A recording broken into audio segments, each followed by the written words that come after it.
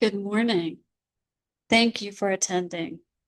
I'm Risa Trackman from Elon University in North Carolina. My co-presenter is Dr. Fred Valdez Jr. from the University of Texas at Austin. Today we'll be presenting about the value of a long-term regional consortium or collaborative perspective in archaeology, specifically how this is construed in Northwestern Belize. Ongoing research can be defined as that which spans the longer term, continuing over the course of several years or even decades, as in this case. This perspective can be absolutely invaluable in understanding the archaeological record, the context in which the material culture is encountered, and moreover, the community cultural context in which the project itself is embedded. So in order to situate us geographically, the project is a regional project located in Northwestern Belize. It's an area that is adjacent to both the western border between Belize and Guatemala and the northern border between Belize and Mexico. The project initially began because the Institute of Archaeology was interested in having a regional project in Northwestern Belize and invited Richard E.W. Adams, who had been working and was working at Rio Azul and leading the Ishkan Rio Regional Project. So the area that they were interested in having Dr. Adams attend to was immediately and directly across the border from the Ishkan Rio project. So this would have been an extension of that. Dr. Adams felt that he had more to do than he could effectively do. So he sent Dr. Fred Valdez in 1992 to do a pilot season across the border in Northwestern Belize. And he began this project in 1992. These were the very early beginnings. Both, I would say, 1992 and 1993 were very small projects. 1994, the very first field schools began. And then we have had continuous field schools in the summers and in several springs from then until now. So over 30 years and running, minus the pandemic years. The original research camp was actually situated adjacent to the program for Belize La Milpa Station and Eco Lodge. This is a picture of that. The education center is also located on the Eco Lodge, and you can see here those beautiful images. The program for Belize Archaeological Project has over 30 years of presence in the forest of Northwestern Belize and its nearby communities. The Rio Bravo Conservation and Management Area consists of more than 70 ancient Maya cities, villages, and large areas of household settlement in which survey, mapping, and excavation and analysis of remains occurs at a large scale annually. So the area of the Rio Bravo Conservation and Management, as you can see, is outlined here in Northwestern Belize, and this is accounts for over 250,000 acres of forested area.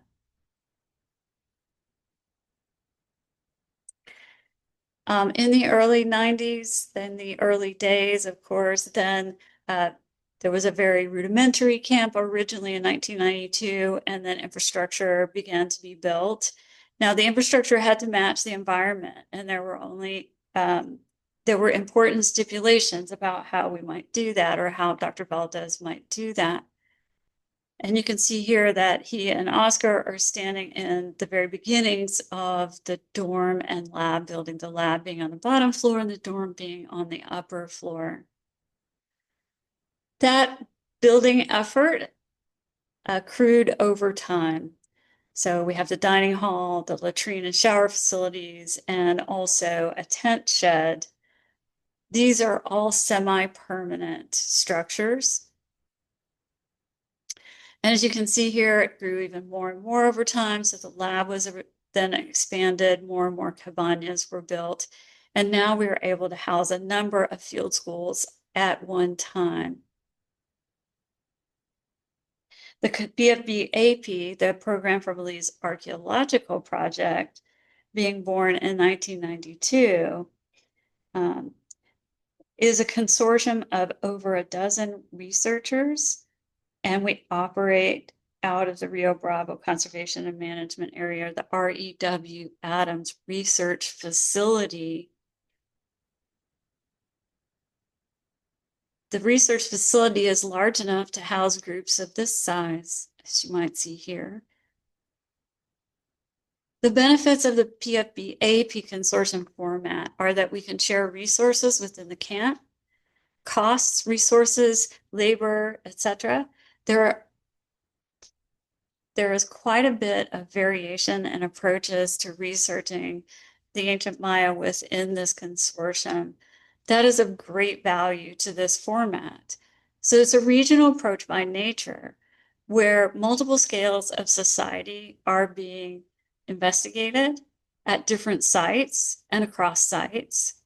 Multiple theoretical perspectives are being employed also across the region. And the variation in research topics or themes is also very rich. So everything from small scale household everyday life to settlement patterns to large city states. Economic organization is also another theme where markets, subsistence strategies, landscape use are analyzed at a large scale across sites and within sites. Social organization, where we are able to look at social stratification and identity construction, are also employed. The accumulation of knowledge about the ancient Maya over this large and vast area and across the years of research yields a picture that cannot be underestimated, cannot be equaled in any other format. So some examples of this: household research. You can see here lots of variation in households, some round structures, squares, rectangular structures, multiple structures around, clustered around various resources. You can see also small features are also often investigated. So Estella Weiss-Kresge, for example, has been looking at reservoirs across the region for a number of years. She has seen quite a few surprises by the ancient Maya in those water management areas. Also in near households, some water management areas features exist, also canals. And then, of course, settlement pattern research is vast across the area. The site of Dos Hombres has had at least 4 different transect surveys, either initiated or completed. Dr. Stan Walling has been also looking at an area just southwest of Dos Hombres, where he has been documenting settlement there. Of course, Gary Turtellow and Norman Hammond mapped quite a lot of settlement around the site of La Milpa, and other transect surveys are still occurring and ongoing. Additionally, there are small sites, small to medium sites that are being investigated, and large sites. So of course, La Milpa being the largest site in the region, then there's Dos Hombres, Mashna, Gran Cacao. The small to medium sites include the Medicinal Trail, Wari Camp, Las Abejas, Bolsa Verde, Seca, Great Savannah. So Medicinal Trail has been investigated by Dr. David Hyde. Wari Camp is currently being investigated by Dr. Laura Levy. In terms of the large sites, Dos Hombres by me, and then the site of Mashna by Eleanor King. Lots of folks now are working at the site of La Milpa. David Hyde has moved into that site, and others as well. Dr. Brandon Lewis, for example, and then in the settlement areas, Dr. Eric Heller, Michael Maddox, and so on. Other things that can be accomplished at this scale, thematic and material culture meta-analyses. So meta-analyses being the larger picture across a region, and especially with material culture specializations and specialists like Dr. Lauren Sullivan, who has been looking at the ceramics in the region for decades. That's across sites and across time. I have actually also been looking at the obsidian across sites and across time for the entire program for Belize Archaeological Project.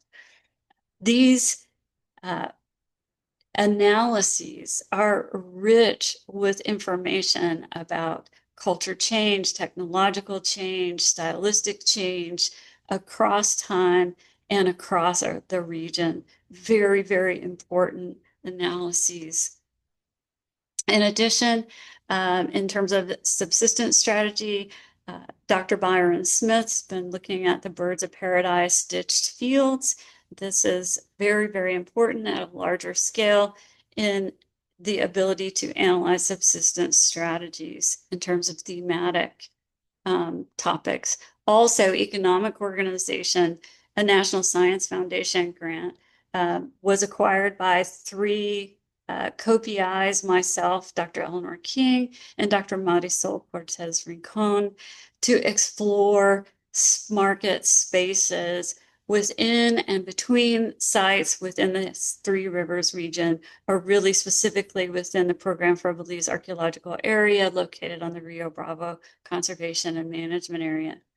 That National Science Foundation grant began in 2023, and our analyses are pending. Some other things that are of great benefit in this consortium is that we are able to go through the permitting process through the Institute of Archaeology, and our interests very much are basically segue to each other in this notion of preservation and conservation of cultural patrimony. And the Institute of Archaeology is also very much interested in training future archaeologists in ethical practices.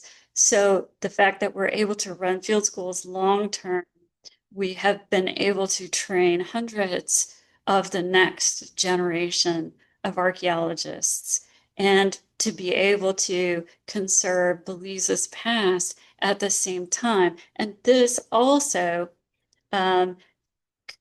connects very well to education and outreach that the project actually supports. Dr. Eleanor King, Dr. Daniel Baer have done a great amount of work in connecting with the local schools in San Felipe, Blue Creek, Yo Creek, and Orange Walk. And they have invited the schools to come to the research camp to teach about artifact identification, about soils identification, about stratigraphy. And they also then are visiting the schools themselves as well, for those who aren't able to come to the camp, and also to work with the teachers in the school, to these schools within Orange Walk District, for curriculum, to develop curriculum. The Institute of Archaeology has also been involved in many of these activities, as you heard from the presentation before this one. The other part of this, which creates multiple pillars in this process, is that the Program for Belize, which is the managing organization for the Rio Bravo Conservation and Management Area, also is very, very interested, obviously, in conserving the environment.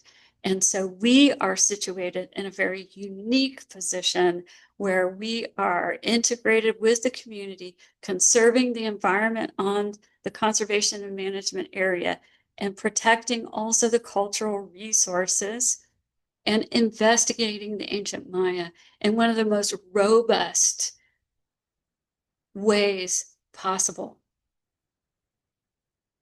We also are very connected to the community in that we are contracting locally exclusively for almost everything that we need within the day-to-day operation of the summer field programs. And that is for vehicles, food, labor, anything, other equipment that we need in the field on the spot. All of these things are done absolutely locally. So I hope that you've enjoyed this presentation. Thank you to the Heritage Education Belize and Culture 2025 organizers. Thank you.